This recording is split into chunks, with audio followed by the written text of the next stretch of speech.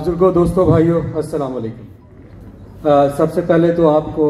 रमज़ान का ये आखिरी अशरा गुज़रा बहुत बहुत मुबारक हो।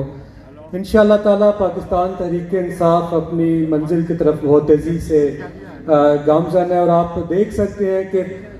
पाकिस्तान की तारीख में ऐसा मौका आपने नहीं देखा होगा कि तमाम सियासी जमातें एक तरफ हैं और पाकिस्तान तहरीक इंसाफ और इमरान खान साहब एक तरफ खड़े हुए हैं और उसके बावजूद ये इलेक्शन से भाग रहे हैं। कभी अदालत के फैसले को नहीं माना जा रहा और अवाम के फैसले की तरफ तो वो जाना ही नहीं चाह रहे। तो इंशाअल्लाह ताला जिस तरीके से इमरान खान साहब की पॉलिसीज चल रही है और शेख रशीद साहब यहाँ बैठे हुए हैं, हम लोगों ने हमेशा मिलकर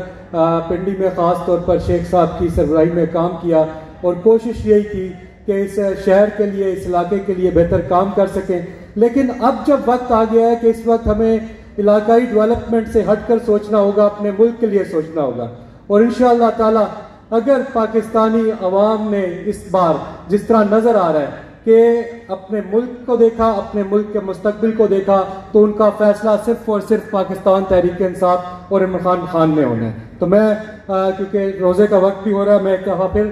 तमाम अहबाब का शुक्रिया भी अदा